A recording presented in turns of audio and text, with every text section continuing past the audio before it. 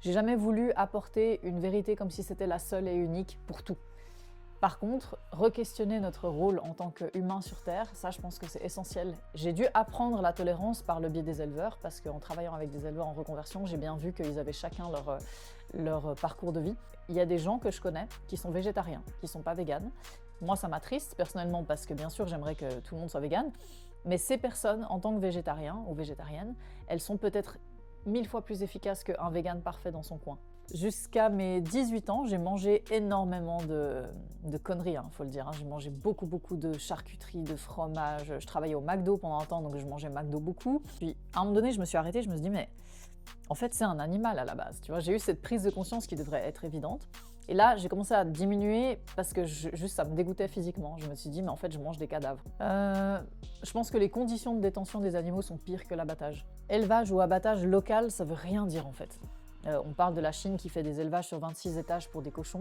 Alors bien sûr, c'est horrible en soi, mais les cochons qui soient au premier, au 26e étage ou dans une porcherie vaudoise, c'est la même chose. Tu vois, moi je fais toujours la différence entre les gens sur cette planète qui n'ont pas le choix que de chasser et de pêcher parce qu'il n'y a rien d'autre qui pousse dans leur terre. Il y a des tribus qui vivent vraiment imprégnées dans la forêt. Et à la fois, elles sont des proies et des prédatrices, ces personnes-là, et puis elles vont chasser un animal qu'elles vont manger pendant des jours ou un poisson de temps en temps. C'est pas du tout le même rapport de domination et d'exploitation dans lequel nous, on s'inscrit en fait. Militante végane féministe. 3 mots qui peuvent parfois faire peur. 3 mots qui sont souvent mal compris. Et puis, il y a Virginia Marcus. Virginia, c'est pas seulement des étiquettes, c'est avant tout une personne, un être humain très aligné avec ce qu'elle pense et ce qu'elle fait. Elle croit profondément à ses valeurs et les applique dans sa vie de tous les jours. À travers son parcours, elle montre qu'il est possible de vivre en accord avec soi-même et ses valeurs. Moi, c'est Virginia Marcus. Je suis éducatrice sociale de formation et en parallèle de ça, j'ai créé l'association Coexister, où on se trouve actuellement, qui a pour but d'accueillir des animaux qui ont échappé à l'abattoir, aux maltraitances aussi. Et en parallèle de ça, on mène beaucoup d'autres activités, comme des activités pédagogiques, mais aussi l'accompagnement à la reconversion des éleveurs et des éleveuses. Peut-être C'est pas elle va grave. venir dans l'interview. Et qui je suis, globalement, je suis une être humain, une être humaine même. Et je suis d'origine chinoise, italienne, suisse. C'est un mélange un peu Oh. bizarre. Et voilà, je suis née à Genève, j'ai beaucoup déménagé et je crois que le fait d'être multiculturelle, ça m'a aussi amené à regarder le monde différemment, en fait, que ce soit les animaux ou les autres êtres humains. Mhm. À distance, j'avais imaginé un tout petit peu comme une militante assez radicale, Ouais. tu sais, toujours parfaite avec des animaux, toujours vegan depuis toujours. Et puis, c'était même cette vision un tout petit peu intimidante, Ok. comme ça. Mais après, on s'est juste croisés quand vous avez organisé la conférence. J'ai acheté vos livres.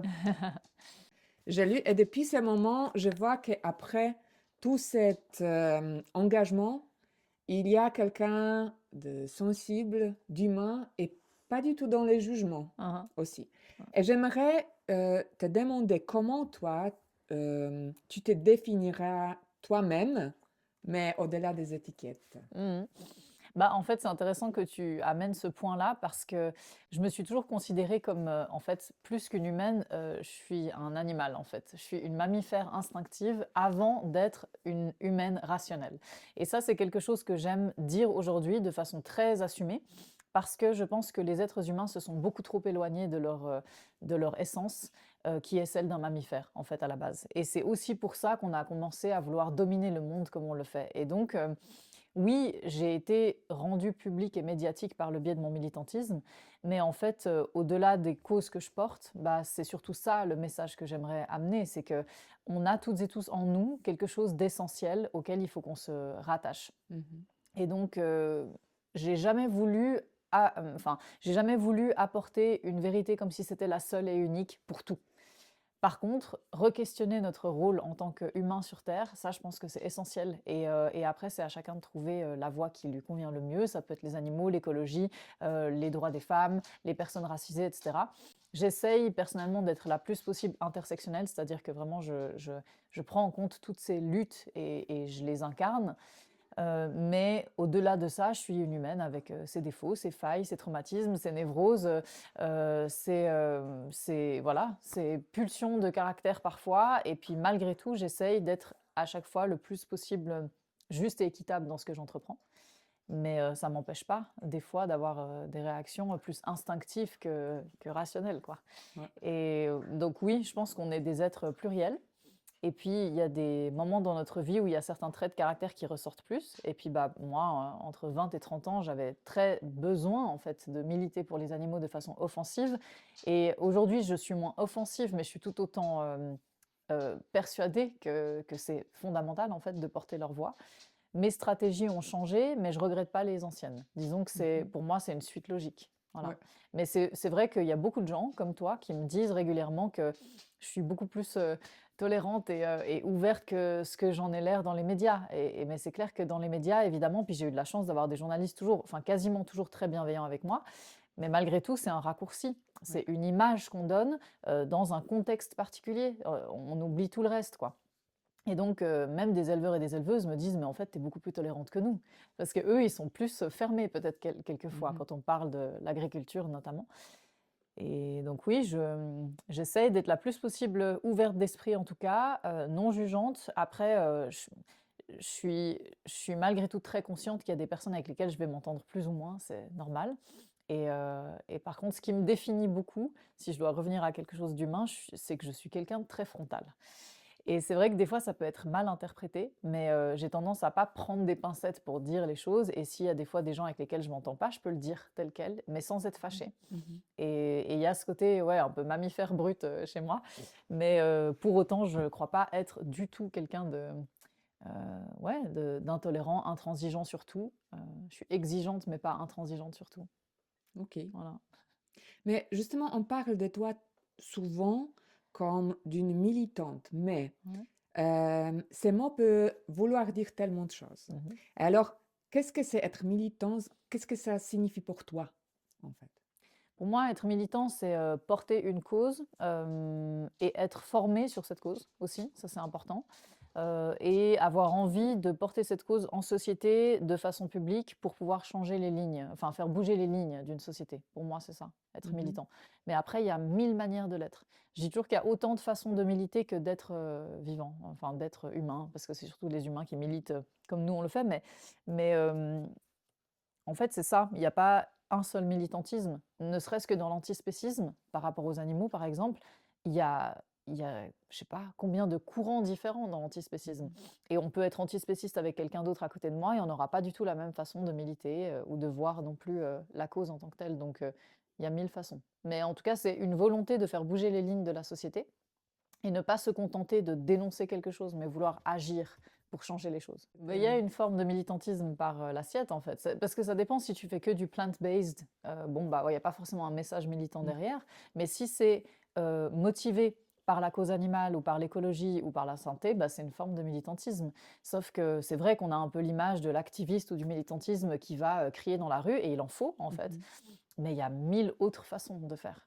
Mhm. Clairement. Et ici, chez Coexister, on fait du militantisme, en fait. Mais sauf que c'est pas autant confrontant que le fait d'aller bloquer un abattoir ou libérer des animaux des élevages, ce que je faisais par le passé. Ici, aujourd'hui, c'est beaucoup plus fédérateur comme démarche. C'est-à-dire que les gens, même s'ils sont pas d'accord avec le fond du message, ils viennent ici et ça les fait bouger.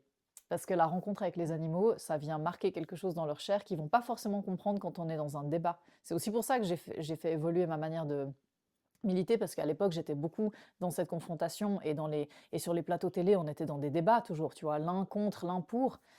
Et c'était fatigant, je trouvais vraiment très fatigant. Aujourd'hui, je le fais encore quelques fois. Mais ici, en fait, le but, c'est pas de dire est-ce que tu es pour ou contre, mais fais l'expérience. Et fais Mhm. l'expérience et tu vas voir que ça va te changer. En fait, c'est ça. Quand on défend les animaux, on pourrait facilement tomber aussi dans ces jugements.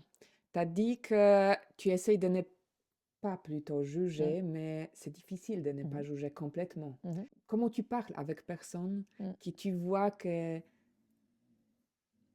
vous n'avez pas les mêmes valeurs, mm, que voilà, ils t'attaquent plutôt parce qu'ils se sont attaqués. mm. Comment toi tu trouves les moyens pour communiquer avec lui? Tu juges à ce moment-là ou tu fais tout pour de ne pas juger? En fait, pour moi, il y a 2 étapes. Il y a forcément du jugement au départ parce qu'en tant qu'animaux, on juge notre environnement et ceux qui nous entourent parce que ça nous permet aussi de définir là où il y a des risques. Donc ça, c'est normal, en fait. Il y a pas à se culpabiliser de pas y arriver, en fait. C'est normal. Moi, je juge les gens dans un premier abord toujours. Mais là où on a une responsabilité, c'est de ne pas rester focalisé sur ce jugement et de faire l'effort de rencontrer la personne au-delà de l'étiquette. Et quand je dis l'étiquette, ça peut être l'étiquette de viandard, de éleveur, de agresseur sexuel ou je ne sais pas quoi, parce que pour moi, il y a vraiment l'envie de rencontrer l'être humain au-delà de ce qu'il a fait ou de ce qu'il prône, parce qu'on voit souvent c'est beaucoup plus complexe que ça. Et donc, et c'est aussi pour ça que je suis devenue éducatrice sociale à la base, parce que je ne voulais pas rester arrêtée sur des étiquettes, des jeunes racailles des banlieues, ou tu vois, enfin, j'avais vraiment envie d'aller au-delà.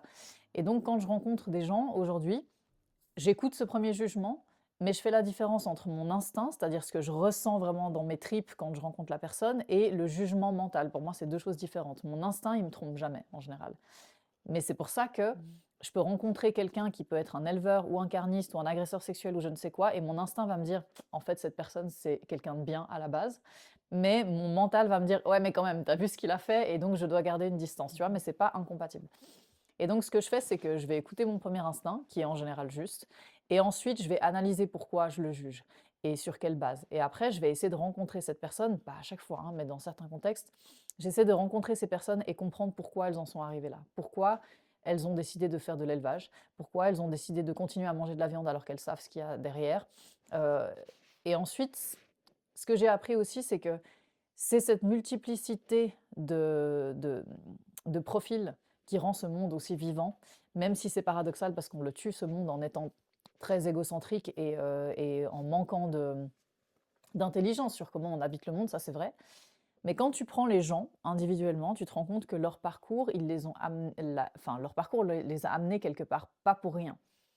Ce qui est plus difficile pour moi, c'est le fait d'assumer son incohérence et d'assumer le fait de vouloir absolument rien faire pour que ça change. Ça, c'est un peu plus délicat pour moi à accepter ou à tolérer que quelqu'un qui me dit en fait je ne savais pas et puis je vais travailler sur moi, tu vois. Mais c'est pas si linéaire que ça. On sait que l'évolution, elle se fait pas comme ça, tu vois, il y a des allers-retours. Et j'ai dû apprendre la tolérance par le biais des éleveurs, parce qu'en travaillant avec des éleveurs en reconversion, j'ai bien vu qu'ils avaient chacun leur parcours de vie. Et bah, tu connais Stéphane Beau. Stéphane, ça a été en 3 à 6 mois, c'était réglé en fait, hein. La reconversion, elle était faite. Lui, il avait pris conscience de tout ce qu'il fallait et il a été prêt à parler publiquement. Puis d'autres personnes, des fois, ça prend 3 ans avant qu'elles se rendent vraiment compte qu'il y a tout qui doit changer. Mais j'étais forcée d'apprendre la tolérance parce que si j'exigeais de ces personnes du jour au lendemain de devenir véganes, d'arrêter d'exploiter des animaux et de parler dans les médias, en fait, j'allais obtenir aucun résultat parce que la pression que j'allais leur mettre leur correspondait pas. Et une dernière chose, c'est que euh, dans mon cercle proche, il y a des gens qui sont pas du tout antispécistes. Il y en a qui le sont, mais je vais pas traverser les mêmes choses les uns avec les uns et les autres. Mais c'est comme ça, en fait. C'est pour moi, c'est le monde qui est comme ça. C'est pas, je sais pas comment dire. Il y a des relations beaucoup plus intimes dans lesquelles j'ai besoin d'être avec quelqu'un qui comprend complètement mes valeurs et qui les partage. Puis après, il y a d'autres formes d'amitié où c'est pas nécessaire, tu vois. Et puis une dernière chose, c'est que quand j'ai commencé à militer pour les animaux, au début, je me suis mis à dos tout le monde, hein. Les gens de ma famille, mes amis à l'époque, parce que j'affirmais tellement ce besoin de changer tout le monde du jour au lendemain que j'arrivais pas du tout à comprendre que les gens refusent en fait de se remettre en question. Et donc je me suis mis à dos tout le monde et j'ai évolué pendant quelques années en milieu fermé. Qu'avec des antispécistes, qu'avec des véganes, qu'avec des anticapitalistes, qu'avec des antiracistes, qu'avec des féministes. Et puis sur le papier, tu te dis c'est parfait. T'es qu'avec des gens qui partagent tes valeurs, tu vois. Et donc, tu peux te sentir en sécurité, vous aspirez aux mêmes choses, etc. C'est un peu la période du Covid, tu vois. À ce moment-là aussi, on s'est beaucoup cloîtrés, en fait, les uns avec les autres. Et je me suis rendu compte au final que c'était hyper étouffant. Parce que même si on partage toutes les valeurs, en fait, les personnalités, elles ressortent quand même, tu vois. Et si tu as plusieurs personnalités qui sont incompatibles, tu as beau partager toutes les valeurs, ça clash. Et en fait, je me suis sentie étouffée là-dedans, même si j'ai moi-même alimenté ce truc de rester entre nous. Et je me suis rendu compte qu'on manquait de plus en plus d'humilité. C'est-à-dire qu'on regardait les autres et le monde en bas, là, on disait même le monde d'en bas, tu vois, le monde d'en bas, là. Eux, ils n'ont rien compris. Et en fait, ça m'a placée dans une posture trop prétentieuse à mon goût. J'ai pas aimé, en fait, je me suis rendu compte. Et là, j'ai repris contact ensuite avec des gens très divers et je me suis rendu compte à quel point c'était nourrissant aussi. Et, euh, et donc ça, c'est une expérience humaine assez intéressante. Tu Ouais. vois, parce que tu peux tout partager en termes de valeurs et puis il y a un truc alchimique qui passe pas et c'est pour ça que je reviens à ce que je disais au début du dialogue, c'est que on est des mammifères avant tout. Donc on Mhm. a des besoins similaires, tu vois. Là, on ira chez Ouais. les cochons tout à l'heure. Dans un groupe de cochons, il y a des besoins similaires, mais c'est aussi une question de compatibilité en termes de personnalité. Et il y en a qui s'entendent pas. Même Mhm. s'ils ont les mêmes besoins, ils s'entendent pas. Et c'est pour ça, je crois qu'aujourd'hui, je suis beaucoup plus ouverte et tolérante. Petite dernière chose, parce que c'est une très longue réponse, mais dernière chose, c'est que je me suis aussi rendu compte que la quête de la pureté militante, c'est-à-dire il faut être justement parfaitement vegan tout le temps, il faut être écolo pour tout, etc., ça fige, d'une certaine façon, ça fige les relations. Parce que tu as toujours des exigences de l'autre à tous les niveaux. Et il y a des gens que je connais qui sont végétariens, qui ne sont pas véganes. Moi, ça m'attriste personnellement parce que bien sûr, j'aimerais que tout le monde soit végane.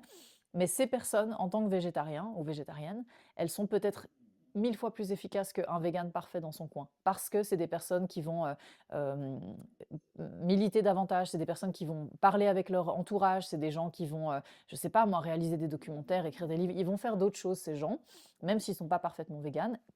Et ces choses qu'ils vont faire vont toucher beaucoup plus de monde que quelqu'un qui est juste végane dans son appart. Si tu es végane dans ton appart, c'est super, mais en fait, ça change pas vraiment la donne pour les animaux. Mhm. Parce que on sait bien que c'est pas une personne qui mange vegan qui change la donne, c'est quel message tu portes en société.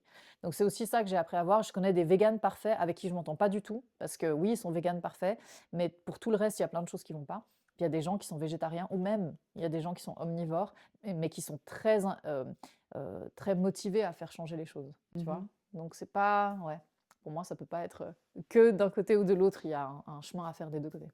Mais justement, toi-même, tu n'étais pas toujours, t'es pas vegan Ah depuis bah toujours. non, du tout, justement. Toi C'est aussi aussi, t'as ça. fait. Ouais. C'est chacun son chemin, en fait. Moi, jusqu'à mes 18 ans, je mangeais du fromage et de la viande, mais vraiment en quantité énorme. Et j'étais pas du tout sensible à l'écologie. Enfin, tu vois, j'étais connectée aux animaux, mais de façon très tronquée, quoi. Et, et donc, oui, déjà, il faut que chacun puisse faire ses prises de conscience. Mais c'est pour ça que là, c'est difficile des fois pour moi de pas être, de pas être jugeante, même si j'ai appris à le faire. C'est que moi, du moment où j'ai pris conscience, j'ai arrêté du jour au lendemain, quand j'ai pris conscience. Et il y a des gens, c'est pas comme ça. Voilà, Ouais. c'est comme ça. Moi, je connais des gens même dans ma famille qui ont pris conscience comme moi, ils ont la même sensibilité, ils ont vu les mêmes choses, ils n'arriveront pas à se mettre en acte. Mhm. C'est une question de personnalité. Donc plutôt que de perdre mon énergie à essayer de les convaincre, ça c'est un truc que je fais plus. Mhm. Je dis bah voilà, chacun fait son chemin. Par contre, bah les personnes qui sont prêtes à se remettre en question, je vais les accompagner quoi. Ouais. Ouais. Mon mari, il a commencé aussi comme toi. Mhm. Mhm. Par contre, pour moi, honnêtement, ça a pris beaucoup plus de temps. Ouais. Et en fait, maintenant, ça fait 8 ans, Ouais. mais l'amour pour des animaux qu'on peut vraiment partager, mais moi, j'ai l'impression que ça commence il y a quelques mois. Ah ouais. Parce que Ouais. c'est vrai que j'ai toujours aimé les animaux. Ouais. Tout le monde dit qu'on Ouais. adore des animaux. Mais maintenant, tu vois, quand je vois ces cochons-là, Mhm. je les vois. Mhm. C'est vrai que ça a pris énormément du temps, mais je vois quand même les progrès. Mais Mhm. toi, comment ça s'est passé alors que toi, tu as arrêté de manger la viande? Mmh. C'est venu très vite en fait, en fait déjà, depuis toute petite, je suis Mhm. antispéciste. Je suis persuadée que si quand j'avais 6 7 ans, on m'avait dit: «Ce que tu as dans l'assiette, c'est un animal mort», j'aurais arrêté de manger. C'est sûr, 100. Parce que quand j'étais petite, vu que je vivais avec des lapins, que je faisais du cheval, je faisais de l'équitation, je mangeais déjà pas ces 2 animaux-là parce que je savais que c'était un animal, tu vois? Donc j'avais déjà dit dès le début: «Je ne mange pas de cheval, je ne mange pas de lapin», jamais goûté même. Par contre, bah, le poulet, la charcuterie, le jambon, tout ça, enfin, je mangeais parce que ça ressemblait pas à un animal et puis parce que j'avais pas vraiment conscience. Donc, déjà, je pense que ça, c'est quelque chose que beaucoup de gens ont depuis tout petit. Mais je pense pas que ce soit nécessaire d'aimer forcément les animaux, mais d'avoir de l'empathie en tout cas. Jusqu'à mes 18 ans, j'ai mangé énormément de conneries, hein, faut le dire, hein. J'ai mangé beaucoup, beaucoup de charcuterie, de fromage. Je travaillais au McDo pendant un temps, donc je mangeais McDo beaucoup. Mais j'étais très sensible aux animaux. Mais ça m'empêchait pas d'être incohérente. Je savais juste pas ce qu'il y avait derrière l'industrie. Et pas que l'industrie d'ailleurs, l'élevage tout court. Et à mes 17-18 ans, j'ai travaillé une année à l'école hôtelière à Genève. Et à l'école hôtelière, en fait, j'étais au service et je formais des étudiants au service. Et je les formais au service de prestige. Donc à l'école hôtelière, on va effiler le poulet devant les clients, on va préparer le tartare devant les clients, on effile le poisson devant les clients. Et donc je faisais ça et j'adorais faire ça. Je trouvais que c'était vraiment très prestigieux, tu sais, de bien prédécouper ces animaux, les servir et tout.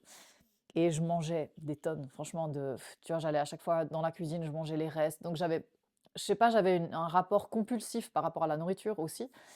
mais à tel point que ça m'a dégoûtée en fait. Pendant une année, j'ai travaillé comme ça, et à force d'effiler les poissons et fileter les poulets, à un moment donné, je me suis arrêtée, je me suis dit, mais en fait, c'est un animal à la base, tu vois. J'ai eu cette prise de conscience qui devrait être évidente. Et là, j'ai commencé à diminuer parce que juste ça me dégoûtait physiquement. Je me suis dit, mais en fait, je mange des cadavres, quoi, tu vois. Et en fait, j'ai repris les études et je suis tombée sur un prof de géographie qui est vraiment génial, absolument génial. C'était un prof qui nous amenait à réfléchir sur les conséquences de l'activité humaine sur la planète. Et donc, il nous parlait des dégâts de l'élevage intensif, de l'agriculture industrielle, de l'industrie du textile, enfin tout ça.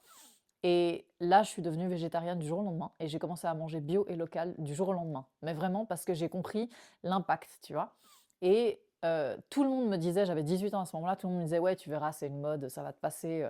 Et en fait, tu vois, ça fait 18 ans maintenant que je fais comme ça, de manger bio, local au maximum, pas issu de grosses transformations. Et puis bah, maintenant, je suis devenue végane entre-temps, mais c'était vraiment, du jour au lendemain, je me suis dit, moi, je peux pas, en tant que citoyenne, pourrir la planète comme ça. Mais si tu veux, je faisais ça dans mon coin. Et il m'a fallu attendre quelques années, à mes 24 ans, quand j'ai compris ce qui se passait dans l'industrie laitière. J'ai arrêté de manger des produits laitiers aussi, évidemment. Et là, je me suis dit, mais en fait, je ne peux pas me contenter de juste changer mon alimentation. Je dois passer un message. Parce que si moi, à 24 ans, à ce moment-là, j'avais 24 ans, alors que j'ai fait des études et que je suis née en Suisse, même si j'ai des origines mixtes, je suis née ici, eh ben, si je ne sais pas ce qui se passe dans l'industrie laitière, c'est que la société ne veut pas qu'on sache. Tu vois. Mhm. Et c'est comme ça que j'ai commencé à militer beaucoup Mhm. plus, en écrivant des livres, en diffusant des enquêtes, etc. Parce que je me suis dit, il faut que le grand public sache, quoi. En fait, c'était Mais ça. toi, tu as commencé très très vite. Mm. Par contre, est-ce que les gens qui étaient autour de toi pendant tout ce temps, ils ont compris qu'est-ce qui s'est passé chez toi pour Alors, ces changements? les premières années, en fait, ils m'en voulaient parce que je ne pouvais pas faire un repas sans militer, hein. Moi, enfin, c'est plus fort que moi. Je ne peux pas être consensuelle comme personne. Donc, je dois confronter quand je vois des incohérences, surtout que dans ma famille, typiquement, la plupart des gens disaient aimer les animaux. Et donc, ils se cachaient derrière la peur pour des questions sanitaires ou je ne sais quoi, tu vois, ils trouvaient des excuses qui n'en étaient pas. Et je me rappellerai toujours que c'était, ouais, assez au début de mon militantisme. J'avais organisé un repas d'anniversaire chez moi. Moi, je déteste cuisiner, c'est pas du tout mon truc. Mais je me suis dit, je vais faire un repas vegan de A à Z. J'avais fait des super chouettes, super choses. Et je leur ai dit, vu que c'est mon anniversaire, je veux pas de cadeau. Je veux juste que vous mangiez vegan et puis que vous disiez si c'est bon ou pas. Ils ont tous aimé. Et en fait, à la fin du repas, je pense qu'ils m'en veulent encore aujourd'hui, mais je leur ai dit, bah, je veux pas de cadeau. Par contre, je vais vous forcer à regarder un documentaire. Et je les ai tous assis au salon. Et je leur ai dit, ça, ce sera mon cadeau d'anniversaire, c'est que vous allez regarder ce documentaire. Puis c'était un long documentaire que L214 avait fait, une compilation de toutes les pires pratiques de l'élevage. Et je me rappellerai toujours que les plus résistants au changement, c'est ceux qui pleuraient le plus. Et en fait, à partir de là, j'ai dit, tant que vous êtes capable de regarder ces images et de pleurer, tout en mangeant des animaux, vous me faites plus de remarques. Genre, je veux plus rien entendre. Ça, c'était très radical. C'est pour ça que je dis, je suis très tolérante, mais je suis très confrontante parce que cette incohérence, je la supportais plus. Donc, dans ma famille, au début, ça a créé une onde de choc. Mais ce qui est intéressant, c'est que depuis, quasiment tout le monde dans ma famille est au moins végétarien. Au Mhm. moins. Et il y en a qui sont véganes parce qu'ils ont vraiment compris, tu vois, tout le chemin. Ils m'ont vu évoluer, ils viennent au sanctuaire. Donc, ça les a vraiment confortés dans le fait que c'était juste. Puis bah, mes cercles sociaux ont changé. Il y a des amis que j'ai plus du Oui. tout, d'autres maintenant, j'ai beaucoup plus d'amis maintenant. Et voilà, mais c'était ça. Et surtout, ma famille, au début, elle avait peur pour moi parce que je faisais de la désobéissance civile. Donc, vu que j'étais hors la loi, j'allais être condamnée, je prenais des risques, en fait, hein, très concrètement. Donc, il y avait aussi cette part-là parce que mon père, qui est 100% suisse, il supporte pas qu'on soit en dehors du cadre. Mais maintenant, il a compris le sens. Mhm. Donc, ça a beaucoup évolué. En plus de 10 ans, là, beaucoup. Ah oui, je Mm. vois. Ouais. Mais pourquoi, selon toi, les gens ne deviennent pas végétariens ni véganes, même si ils disent qu'ils aiment des animaux? Ouais. Ça vient d'où? Alors, honnêtement, à force d'observer ces gens, je pense que le plus gros frein au changement, c'est la peur du jugement. C'est clairement ça. C'est l'addiction alimentaire, d'une part, mais c'est la peur du jugement. Parce que on est des êtres sociaux. On a peur d'être marginalisé. Et c'est très rare les personnes qui osent être marginalisées, en fait, qui se disent. Moi, en fait, ça n'a jamais été une question. Je me rappellerai toujours que quand j'ai commencé à devenir végane et à militer, ça m'a jamais traversé l'esprit que j'allais peut-être perdre des amis, en fait. C'est complètement égal. Mais certains de mes proches, ils supportaient pas l'idée d'être exclus. Donc je pense que c'est ça. Et c'est pour ça qu'on dit que, d'ailleurs, en plus de 10 ans maintenant, ça fait 12 ans maintenant que je milite, eh ben, vu que les consciences ont quand même changé, Aujourd'hui, c'est beaucoup moins problématique de dire que tu es végétarien ou végane qu'il y a 10 ans. Donc C'est c'est vrai. plus facile de faire ce changement. Aujourd'hui, il y en a plein qui osent l'incarner, mais il y a 10-12 ans, c'était, tu vois, tu étais Ouais. très vite exclu. Et donc oui, ça, je pense que l'évolution progressive là, des consciences va faciliter le changement pour les gens. Et Mhm. d'ailleurs, tu as quasiment des alternatives véganes partout en Ouais. Suisse, ce qui n'était pas le cas il y a 12 ans, hein. Vraiment, c'était une catastrophe il y a 12 ans. Donc il y a ça, puis après oui, il y a l'addiction alimentaire pure et dure. Il y en a qui sont vraiment trop accros au fromage parce qu'il y a tout un enjeu de dépendance. Et puis la tradition, etc., etc. Il y a plein de raisons, mais je dirais que c'est ça. Ouais. Mhm. Mm. Et des enjeux économiques pour ceux qui profitent financièrement de ça, hein, ça c'est clair. Tu veux venir ici? Viens, chérie, si tu veux, viens. Viens, tu as le droit.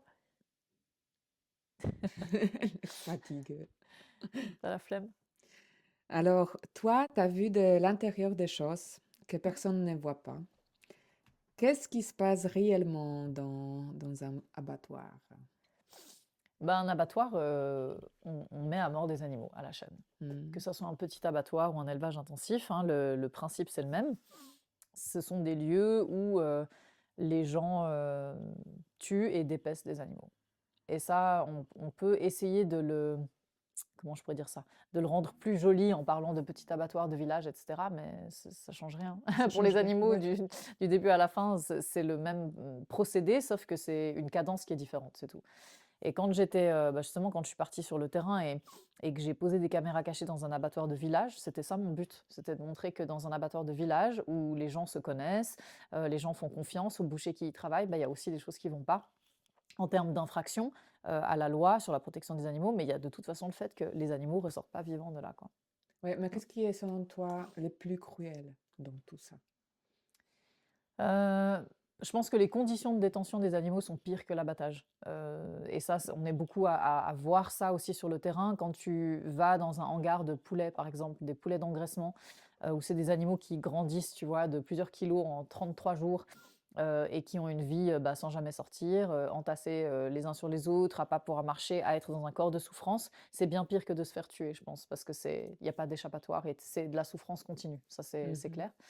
Euh, une vache laitière qui est attachée la plupart du temps à une chaîne et à qui on prend le petit et qu'on traite 2 fois par jour, voilà, c'est pas non plus acceptable comme condition de vie, donc ouais, je dirais c'est ça.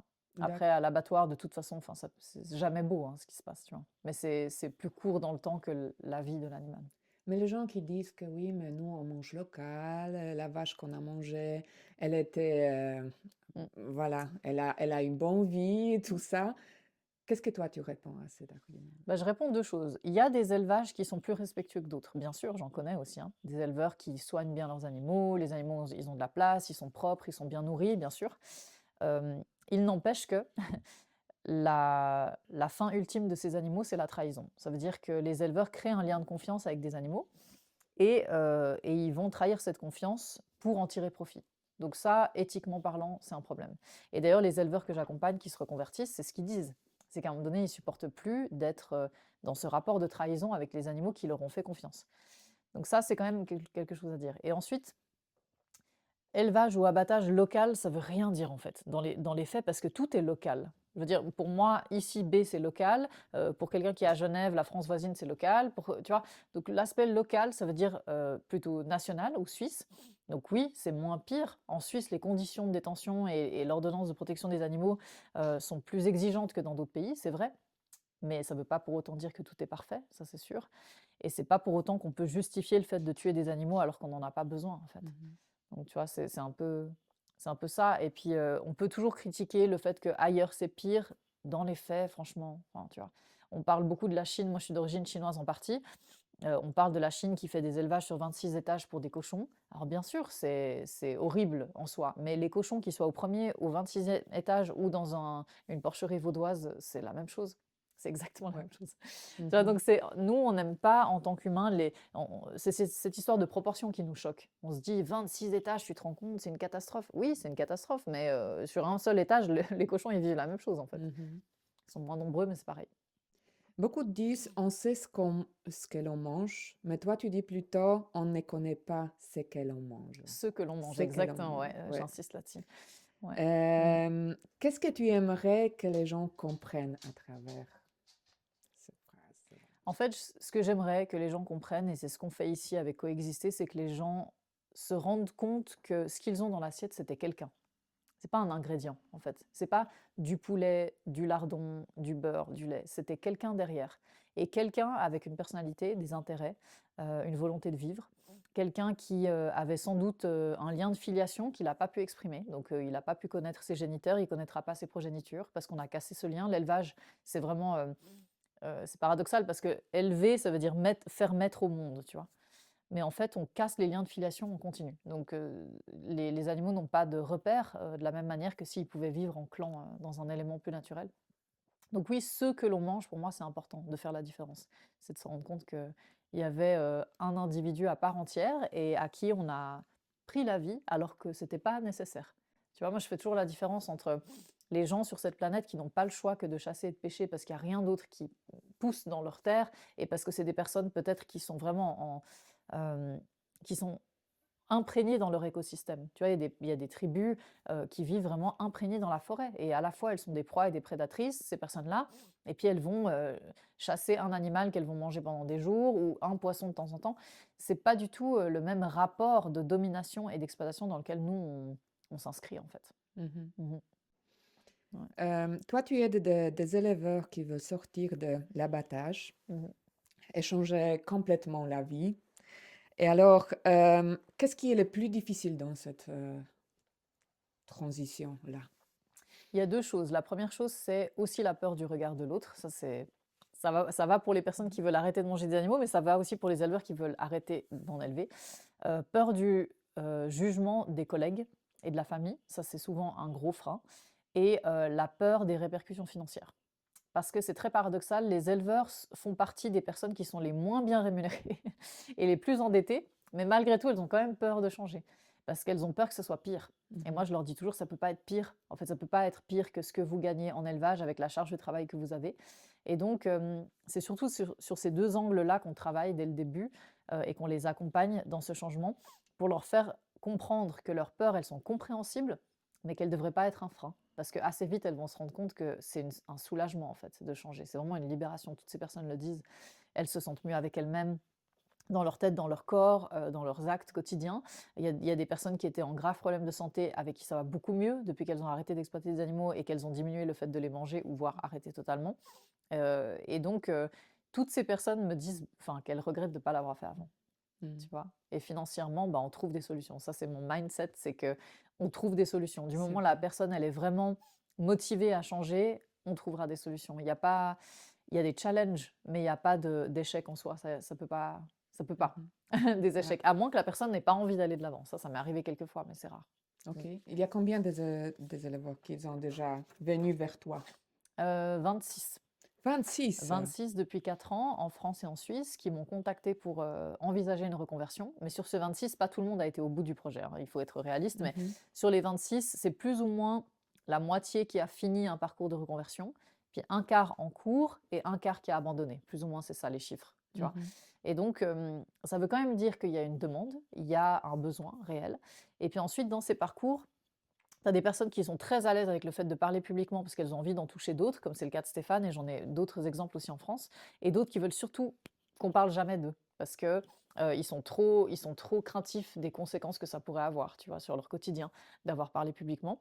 Et il y a un petit pourcentage de personnes qui abandonnent, soit parce que c'est un couple et dans le couple, il y en a une personne qui veut changer, l'autre pas, et du coup, ça pose problème. Ça arrive. Et sinon, c'est aussi, ça arrive plus rarement, des personnes qui aimeraient se reconvertir, surtout pour des questions financières, et qui ne sont pas prêtes à vraiment faire ce changement, parce que moi, dans mon accompagnement, j'ai pas beaucoup d'exigences, c'est-à-dire que le format qu'on va mettre en place, on va le co-construire, tout est très ouvert. Par contre, l'exigence que je pose, c'est que c'est la fin de l'exploitation animale sous toutes ses formes. Donc on ne peut pas arrêter d'élever des cochons, mais continuer à élever des poules pour les manger. Ou tu vois, enfin, c'est des compromis des fois que les éleveurs essayent de faire. Et moi, je rentre pas là-dedans. Donc, ce qui fait que ce petit quart de personnes-là, c'est souvent des personnes qui n'ont pas vraiment pris conscience de tout par rapport à Mhm. l'éthique. D'accord, Ouais. ouais. Mais Stéphane, il m'a dit aussi que lui, il a arrêté complètement, mais après, quand il a fait cette transition Mm. pour faire la boulangerie, tout ça, il voulait toujours utiliser les lards. Mhm. Mais c'est toi, en fait, grâce à toi, il a compris qu'en Mm. fait, ça va pas. Ouais, ouais, c'est ça. C'est pas ça, mais il n'avait pas cette réflexion Non, avant. au début pas. Au début pas, et c'est les conversations qu'on a eues ensemble, mais c'est son corps aussi hein, qui lui a parlé, hein, parce qu'il a commencé à diminuer à manger de la viande, ensuite il a arrêté pendant quelques temps et il en a remangé et ça l'a rendu malade direct, par exemple, hein. Mhm. Et en fait, quand il me parlait de ça, je suis là: «Mais Stéphane, tu crois pas que ton corps te parle, en fait?» Tu vois? Et c'était juste de lui poser certaines questions qui lui ont permis de comprendre, en fait, cette logique qu'il y avait derrière. Mais ça fait partie de l'accompagnement. C'est que l le 100 de ces personnes qui me contactent, elles ne peuvent plus charger leurs animaux dans la bétaillère pour aller à l'abattoir. Ça, c'est la règle. C'est que vraiment toutes, elles ont le même problème. Elles se disent: «OK, là, je suis en train de trahir cet animal, je veux plus faire ça». Mais après, la prise de conscience globale, elle est pas linéaire chez tout le monde. J'ai des personnes qui vont jamais devenir véganes, ça arrive aussi. Il y en a qui vont le devenir tout de suite parce qu'elles comprennent tous les liens. Et puis, en fait, ça, c'est pas mon exigence, disons. Je leur demande pas d'être végane. Par contre, dans tous les événements publics que ces personnes vont faire, là, je leur demande que tout soit vegan parce que c'est une question de cohérence, tu vois? Et et c'est arrivé avec une personne d'ailleurs, avec laquelle j'ai fait un grand bout, d'accompagnement et qui a décidé de remettre des produits animaux dans ces événements. Donc moi, j'ai dû arrêter la collaboration. Ça faisait partie, tu vois, de cette cohérence. Mais parce qu'elle a pas compris elle, le lien, même si tu vois, on a pris beaucoup de temps pour lui expliquer et donc après c'est une question de mauvaise foi ou tu vois, de mauvaise volonté et ça je Mhm. trouve que c'est pas correct vu que nous tout ce qu'on fait c'est bénévole en plus, tu vois? C'est beaucoup d'investissement, personnel, de temps, et d'énergie et donc voilà, mais sinon globalement la plupart des personnes c'est l'inverse. C'est Ja. plutôt elles se rendent compte que oui, il faut absolument, heu, soi-même aussi changer pour être en accord avec ce qu'on prône. Mhm. Mmh. Ça, c'est magique, ça. Ouais. Quand tu parles du véganisme, tu arrives à toucher les gens, mais sans les braquer. Ça, c'est ma observation. Mmh. Voilà. Mmh. Mais comment, tu as déjà parlé un tout petit peu de ça, à communiquer, comment tu arrives de communiquer avec autant de douceur? Tu as appris ça où? Parce qu'en fait, il y a aussi, quand j'ai regardé Ouais. l'émission RTS, alors moi, ça m'a bougé, Ouais. ça m'a bouleversé Ouais. plusieurs fois. Toi, tu as resté calme. Hein, Comment hein. tu as appris ça? Alors, je dirais qu'il y a 2 choses. La première, c'est que à la base, je suis éducatrice sociale quand même, j'aime bien le rappeler, c'est-à-dire que notre formation nous amène à travailler avec des gens tellement différents Mhm. qui vont suivre des parcours qui ne sont pas du tout ceux qu'on aurait imaginés pour eux aussi, et il faut accepter ça. Ça veut dire que on peut les accompagner au quotidien, mais ils vont quand même faire leur propre choix à la fin. Donc, si on est braqué sur le fait que je veux que cette personne fasse ça, eh ben, on n'est pas dans un rapport juste non plus. Mhm. Donc, j'ai appris à laisser à chacun son propre libre arbitre. Après, par rapport aux animaux, ce qui est délicat, c'est que si on laisse chacun exercer son propre libre arbitre, on oublie les victimes, les animaux. Et donc, c'est un juste milieu, tu vois. Mais ce que j'ai appris surtout à faire, c'est avant de m'énerver avec la personne sur ce qu'elle fait, comme je te disais tout à l'heure, je vais découvrir qui elle est, humainement. Mhm. Pourquoi elle a fait ce choix-là de devenir chasseur, boucher ou éleveur? Quels sont ses traits de personnalité? Quels sont ses traumas? Pourquoi est-ce que cette personne continue? Est-ce qu'elle est vraiment en accord avec ce qu'elle fait? Tu vois, je vais essayer de creuser tout ça pour mieux comprendre Mhm. comment lui faire prendre conscience peut-être à un moment donné des choses qui vont pas, mais sans attente de résultat. Parce que si j'ai Mhm. une attente de résultat, je vais être déçue et si j'ai une attente de résultat, bah, je vais comment dire? Tu vois, ces personnes pourraient avoir l'impression que je les manipule, tu vois? Et c'est pas du tout mon intention. Moi, je veux qu'elles puissent réfléchir, en fait. Donc si tu veux, c'est vraiment une posture déjà qui est liée à mon métier. Puis après, il y a une deuxième chose dont je parle pas forcément souvent, mais qui, à mon avis, fait sens dans pourquoi je me comporte comme ça. C'est que moi, ma mère, elle est donc chinoise et italienne et mon père est suisse. Ils sont de cultures complètement différentes, vraiment radicalement opposées. Leurs personnalités sont différentes, leurs habitudes, leurs valeurs, rien qui va dans le même sens. Et donc, ils ont divorcé quand j'avais 2 ans, donc moi, je les ai toujours connus séparés, si tu veux. Et quand j'étais petite, je me souviens très, très bien, mais ça fait pas très longtemps que je me suis aperçue de ça, c'est que j'étais toujours dans ce dilemme entre je dois choisir entre ma mère et mon père. Parce que si je choisis ma mère et mon père, je choisis des valeurs qui sont contradictoires, donc ça peut pas marcher, tu vois, dans ma tête. J'avais pas conscience de tout ça, mais je me rends compte maintenant. Et donc j'ai souvent fait l'un et l'autre, tu vois, en balance. Et pendant des années, par exemple, j'avais vraiment l'impression d'être beaucoup plus proche de mon père à la Suisse. Je rejetais mon côté chinois parce que je ne comprenais pas les valeurs de ma mère. Et plus je vieillis, plus je comprends celles de ma mère et plus je me dis, ouais, celles de la Suisse, elles sont un peu naïves aussi, tu vois. Et tout ça fait que je pense que vu que je suis née d'un clivage, en fait, vraiment, eh ben, je pense que inconsciemment, j'ai passé ma vie à vouloir dépasser ces fameux clivages-là. Parce Mm. que je me suis rendu compte que là, avec du recul, ma mère, elle a fait des erreurs, mais mon père aussi. Et les deux, ils ont des valeurs qui sont différentes, mais il y a du bon à prendre dans les deux. Et il y a aussi des choses à critiquer chez les deux. Et c'est pour ça que, typiquement, tu vois, cette émission à la RTS, par exemple, la dernière grosse émission qu'on a faite avec Stéphane, il y avait donc un chasseur, Richard, qui était là. Bah, humainement, je me suis plus entendue avec Richard. Et dans sa philosophie de vie, à part la chasse, vraiment à proprement parler, pour le reste, on s'entendait beaucoup mieux avec lui qu'avec Fabien Truffert, qui est vegan et antispéciste, avec qui j'ai milité pendant des années, mais avec qui on s'est jamais entendu, tu vois. Parce que il y a, pour moi, c'est pas juste la cause animale, c'est aussi comment tu te comportes dans le monde. Enfin, il y a plein de choses comme ça, tu vois. Et c'est pour ça que je me suis rendu compte que dépasser ces clivages, pour moi, c'est plus important que de me conforter dans un cercle social où je suis d'accord avec tout le monde. Mhm. Ouais. Et c'est pour ça que je pense que mon approche, elle est très différente. Parce que mon approche, je pense, c'est ça qui fait la différence. Et d'ailleurs, c'est ce que les éleveurs me disent. Quand moi, je rencontre ces personnes-là, mon but, c'est pas de les faire changer et de tout mettre en œuvre pour les faire changer. C'est plutôt comprendre qui ils sont, surtout. Et à partir de là, voir quelle piste on peut évoquer, tu vois. C'est pour ça, je Mhm. pense que je suis pas dans une optique de... En fait, moi, je suis pas figée sur l'idée que je vais les changer. Ok. Donc, ça permet la rencontre différemment, je Mhm. pense. Mais après, tu vois, j'ai aussi ce côté... dans le débat public, je suis aussi, mais c'est sans le vouloir, mais je suis stratège, dans le sens où je sais que dans un débat télé, ceux que je vais convaincre de changer, c'est pas ceux qui sont en face. Ça, j'ai appris. Ceux que je vais convaincre de changer, c'est ceux qui regardent l'émission et qui vont se faire une réflexion. Mhm. Tu comprends? Donc ça veut dire que c'est pour ça, si tu veux, quand je parle aux éleveurs, aux bouchers, chasseurs, je leur parle parce que dans ma tête, je sais que c'est les personnes qui nous regardent qui vont se poser des questions. Ceux qui Mhm. sont en face, en général, ils changent pas parce qu'ils sont comme moi, ils sont très affirmés dans leurs idées, tu vois. Ouais. Mais par contre, mon discours, je vais l'adapter pour que le grand public puisse se poser les bonnes questions. Mhm. Ouais. C'est pour ça que je dis que c'est une forme de stratégie, mais je ne l'ai pas conscientisé avant. Enfin, pour moi, c'était comme ça, quoi. Mhm. Mm. Et comme maintenant, avec le recul, avec tout ce que tu as fait, quel conseil, toi, tu donnerais-tu aux personnes comme moi qui aimeraient parler de véganisme, mais sans créer les conflits, Mm. pour ouvrir une réflexion en douceur? Mm. Comment parler avec eux? Mm. Est-ce que c'est possible?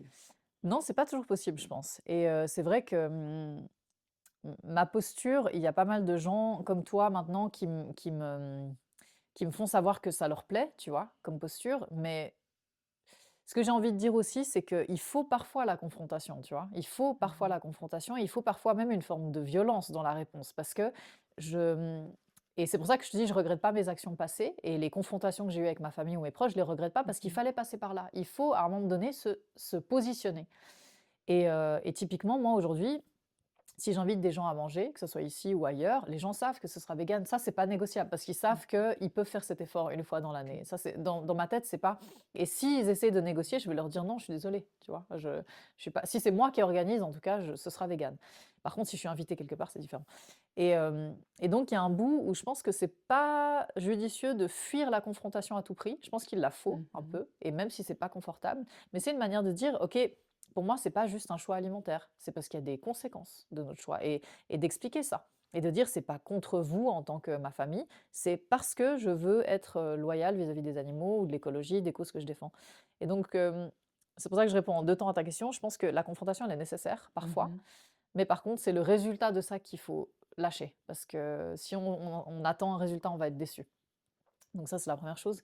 Puis après, comment l'amener en douceur? Je pense que tu le fais vraiment bien et même mieux que moi parce que tu sais tellement bien cuisiner et tu sais comment, convaincre par l'assiette, en fait. Tu vois? Ce que moi, j'arrive pas à faire et ben, c'est une manière de dire: «Faites un effort juste une fois de goûter et puis si vraiment ça vous plaît pas, bah, c'est votre choix, mais en tout cas, comme ça, on a passé un moment ensemble, en étant le plus possible respectueux des autres êtres vivants», tu vois? Moi, j'amènerais le truc un peu comme ça. Mhm. Hem mais il y a ce côté en fait, pour ça, je m'inspire beaucoup des animaux.